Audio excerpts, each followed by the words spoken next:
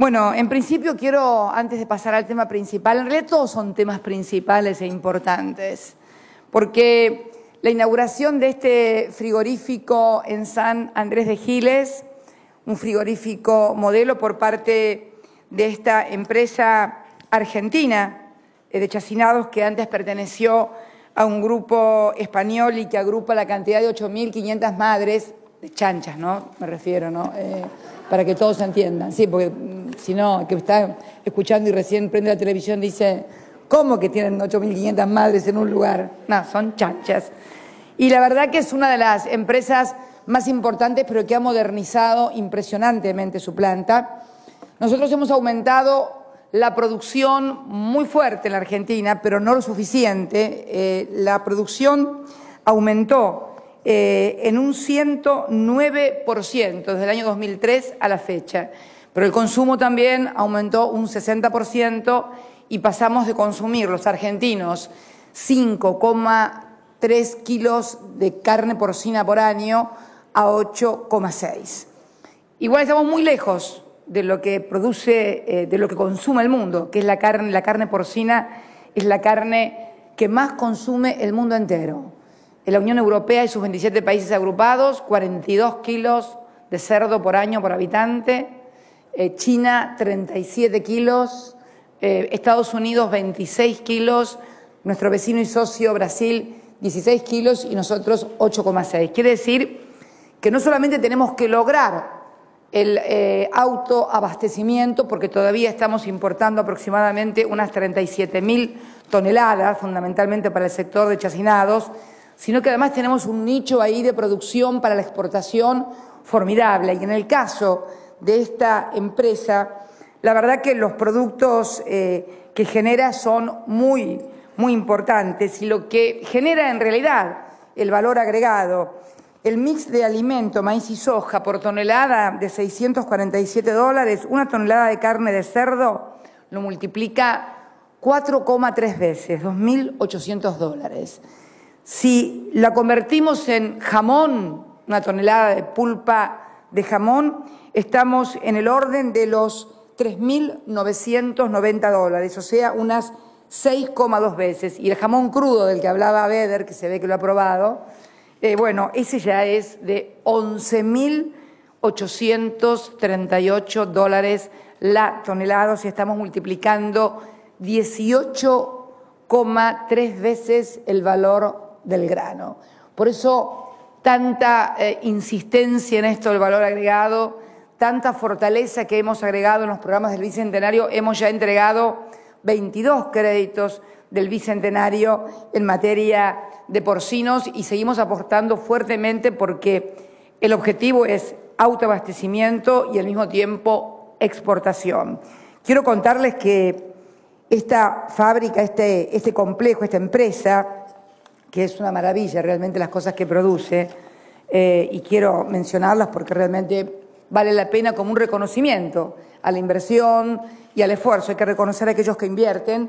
Bueno, desde lo que yo andaba reclamando la mortadela con pistaquio, que es una... Yo sí me da grasa, como dice, hay un cartel que siempre me ponían por Vicente López. Sí, me ponían otras cosas además, pero ahora vamos a decir que son feas. Sí, que no sé qué cosa, que bueno. Pero me ponían grasa, ya que se creían, sí, no importa.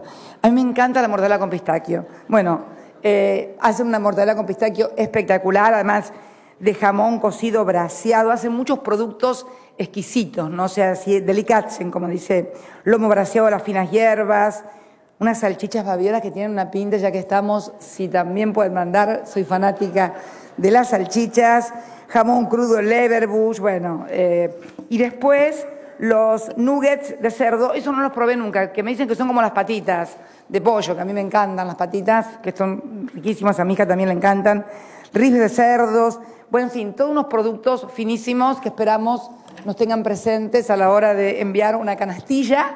Estaríamos muy bien y muy contentos realmente. Y bueno, decirle a todos los productores de cerdos y a todos aquellos argentinos que invierten y que agregan valor a cada uno de nuestros productos, que sepan que van a seguir contando permanentemente con el apoyo de las políticas públicas y fundamentalmente el apoyo a la inversión. Y también el caso de La Rioja, ¿no? Recién estábamos hablando, Beder hablaba de que este es el segundo albergue que yo he inaugurado, la escuchaba Erika, mirábamos las instalaciones, impresionante, con aire acondicionado, con lavarropas automáticos para que los chicos, es impresionante el albergue, realmente muy bueno, Alicia, estamos muy contentos. Pero yo quiero dar, porque él hablaba de La Rioja, una de las provincias, como todo el NOA, ¿no? Argentino también, más postergadas. ¿Por qué hoy La Rioja, y él nos hablaba también de las empresas públicas, que yo sé que él está haciendo por la falta de inversión, ha adoptado un sistema muy piola, que es el de sociedades anónimas con participación estatal, pero con régimen de sistema privado para la explotación de numerosos productos de materia prima, excelente en La Rioja, y está teniendo muy buen éxito, y contaba de los chanchos, de las madres que él tiene.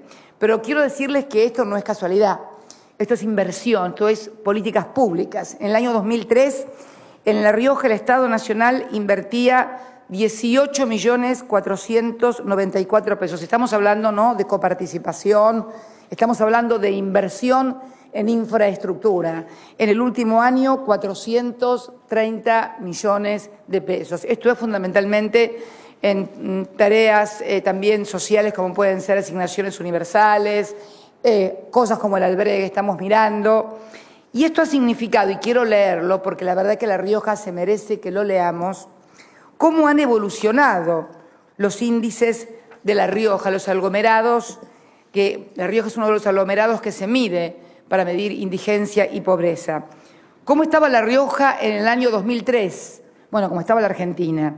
En materia de pobreza estaba con un 52,2, estaba un poquito más abajo que la Argentina, que el promedio general, que estaba creo que en un 54, si mal no recuerdo, y en indigencia estaba en un 22%. Hoy La Rioja está en pobreza en un 2,7 y en indigencia en un 0,1. De toda la región noroeste, Argentina es la que más ha descendido en personas bajo la línea de pobreza, del 52,2 al 2,7, estando el promedio nacional en 54% a 6,5 ahora, y el noroeste 64,8 a 5,9. O sea, está por debajo no solamente de la media nacional de pobreza, sino también de la media de toda la región del noroeste, tanto en indigencia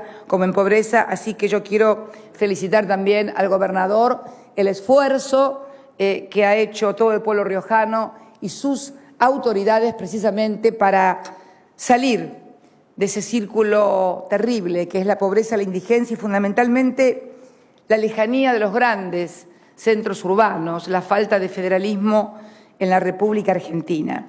Y hoy estamos con la promulgación de dos leyes muy sentidas.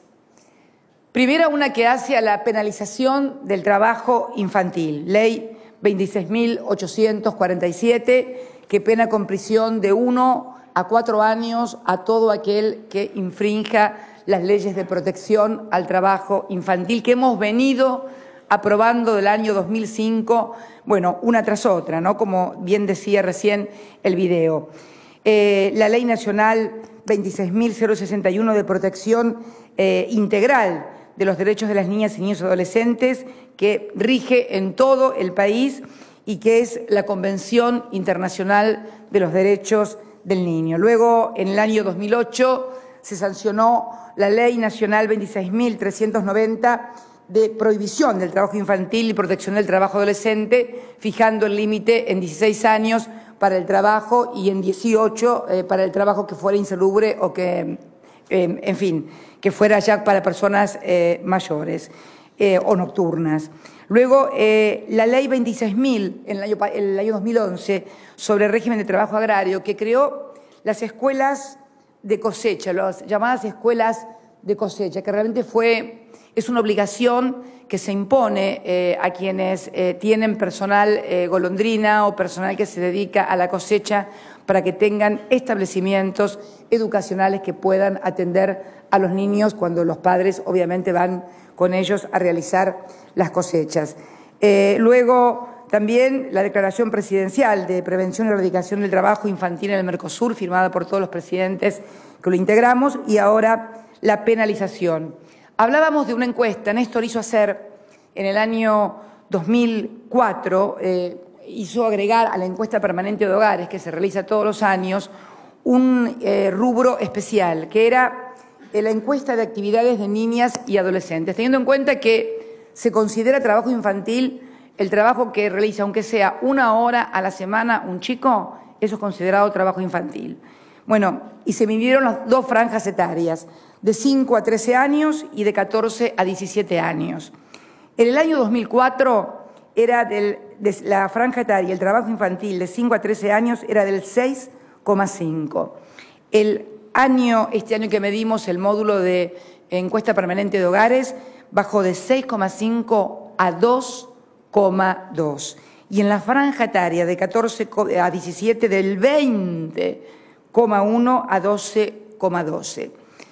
Yo creo que en esto ha tenido también mucho que ver las tareas, las políticas activas que hemos realizado, las tareas de seguimiento del Ministerio de Trabajo, pero también, no me cabe duda, tuvo una importancia fundamental la implantación de la asignación universal por hijo.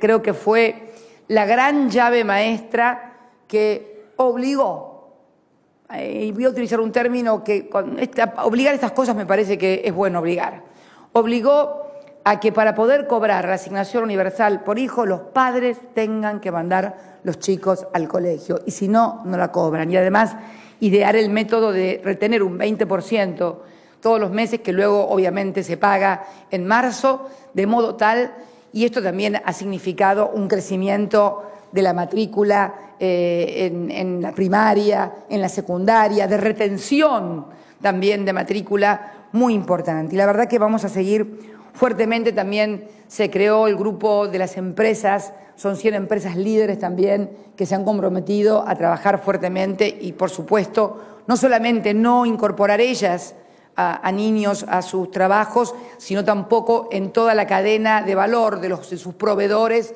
no permitir ni proveerse de ninguna empresa que sea, ya sea en servicios o en bienes, que tenga trabajo infantil.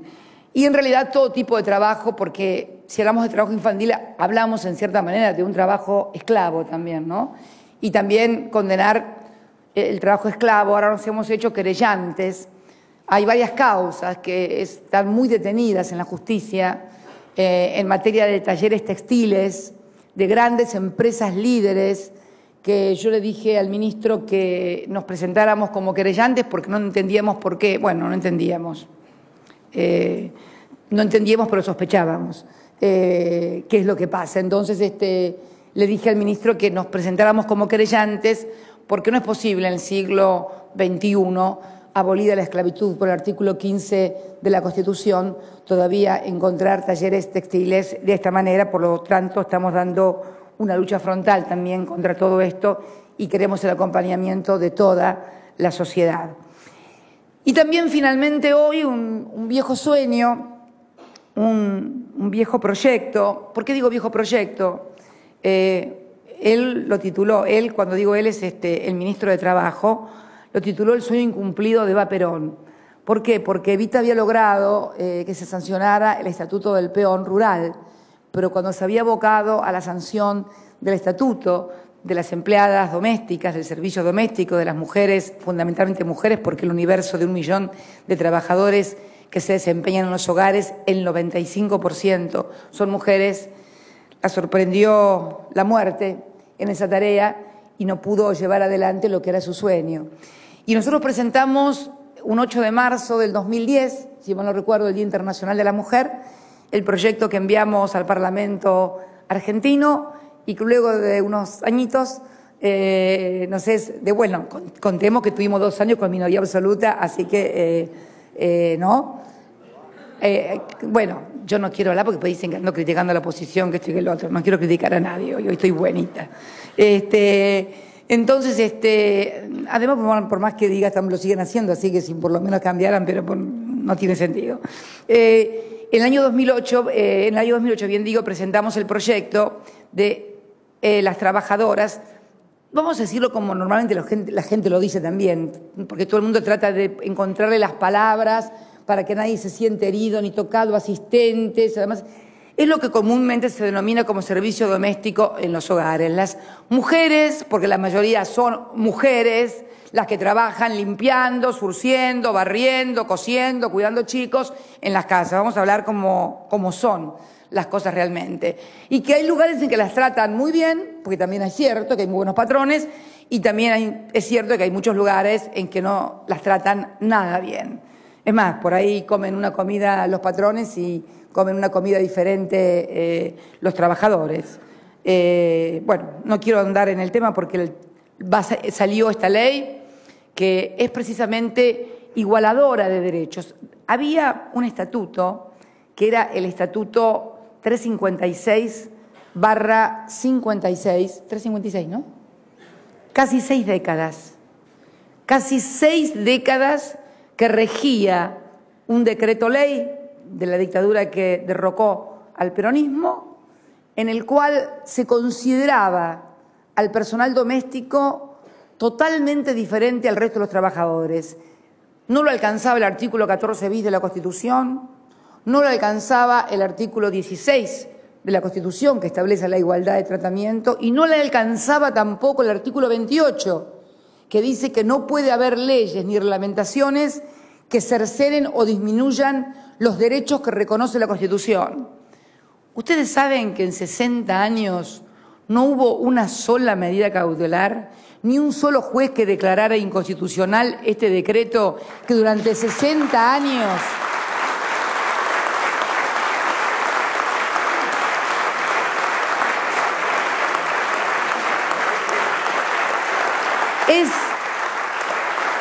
es sorprendente.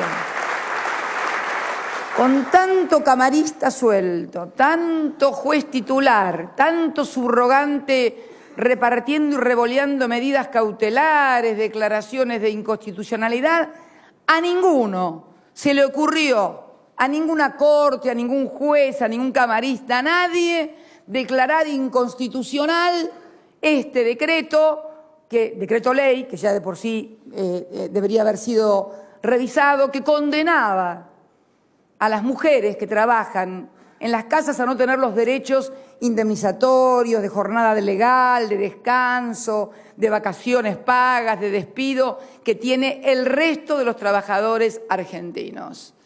Es que para los invisibles y los pobres no hay ni cautelares, ni inconstitucionalidades, ni nada. Esto siempre tiene, por eso digo que es tan necesaria una reforma en la justicia para que garantice verdaderamente los derechos de todos los ciudadanos, no todos aquellos solamente que tienen presión de lobby o que pueden tener la plata para juntarse y contratar un buen estudio de abogados para que logren... miren ustedes, hay 1 millón de trabajadoras. ¿Se imaginan las cautelares que se podrían haber armado? Podrías tener 1 millón de cautelares y sin embargo no, porque claro, la particular forma de desempeño de esta actividad las convierte en más invisibles, en más desválidas, en más desprotegidas, y parece ser que a nadie le preocupaba, nunca fue objeto, ya digo, de ninguna inconstitucionalidad ni cautelar. Bueno, pero aquí estamos, luego de casi 60 años promulgando esta ley para los hombres y mujeres, y fundamentalmente las mujeres, 95% que trabajan como niñeras, como empleadas en las casas, limpiando, lavando, cuidando a los chicos, y siendo muchas de ellas parte de la familia, porque también, bueno, es decir, tampoco vamos a estigmatizar, y hay muchísima gente que tiene sus colaboradores. De hecho, yo también tengo mis colaboradoras que están conmigo desde hace muchísimo tiempo y forman parte de la familia y hasta a veces me retan también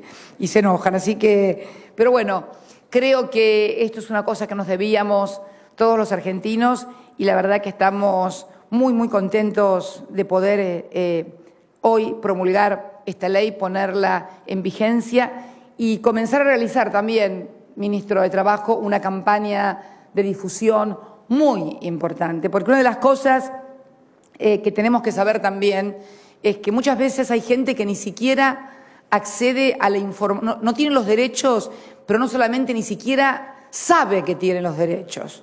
Porque hay gente que no tiene los derechos, tiene miedo a ejercerlo, la presionan, tiene miedo a perder el trabajo, etcétera, etcétera. Pero no, hay un universo de gente a la cual ni siquiera, que no tiene internet, que no mira televisión, no le llega. Nos hemos encontrado con Alicia en la calle, con gente que no sabía de la asignación universal por hijo. Parece mentira, pero, y no estoy hablando en el episodio de la tragedia que nos tocó vivir, que realmente llegamos a lugares de casas de cartón, de chapa, donde teníamos que llegar porque la gente si no, no salía. Y también nos encontramos con situaciones que deben terminar también en la República Argentina, de una buena vez por todas. Lo charlamos el otro día con la gente de Cáritas, cuando fui el domingo, luego de ir a la Facultad de Comunicaciones y pasar por la Escuela 121 en Villa Elvira, me fui a la parroquia San José, donde estaba todo el grupo de Cáritas, trabajando también chicos muy jóvenes, con sus encargados y responsables. Y la señora de Cáritas, no voy a decir el nombre y el apellido, pero una de las responsables de Cáritas, me decía que en muchos casos habían llegado también a barrios muy marginales y los habían a Cáritas, no estoy hablando de nadie identificado políticamente, a Cáritas. Y se habían encontrado con gente con palos que no dejaba que llegaran a la gente que realmente necesitaba. O sea, estaba la gente, suponte, inundada y demandando cosas. Y claro, son los famosos punteros que quieren que a la gente le llegue solamente de sus manos las cosas, porque al llegarle únicamente de sus manos se sigue con ese vínculo perverso respecto de la política que debe desaparecer. Y esto me lo contaba la gente de Cáritas, y yo le decía que bueno, que esto había pasado y que es lo que queremos precisamente evitar, terminar con todo esto. Hemos adelantado mucho la asignación universal por hijo en forma directa, la tarjeta alimentaria bancaria que no depende, pero todavía, debemos reconocerlo, subsisten bolsones en los cuales todavía estas prácticas casi del medioevo, de la gleba, del siervo, que depende del señor para que le dé las cosas, todavía subsisten. Y yo estoy comprometida firmemente, cueste lo que cueste, y sea quien sea, a terminar con estas prácticas porque son indignas para los argentinos y fundamentalmente para el ser humano.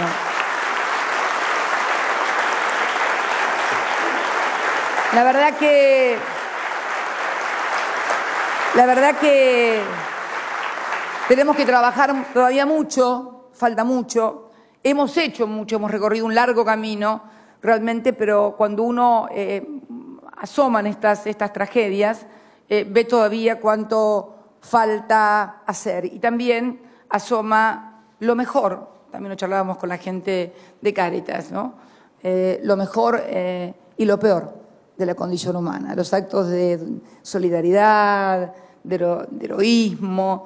Yo contaba el otro día cuando estuve en Puerto Madryn recordando a los veteranos y a los caídos, el día 2 de abril recordaba ese chiquito militante político que había salvado a 3 niños de ahogarse y se había terminado ahogando él en el mar.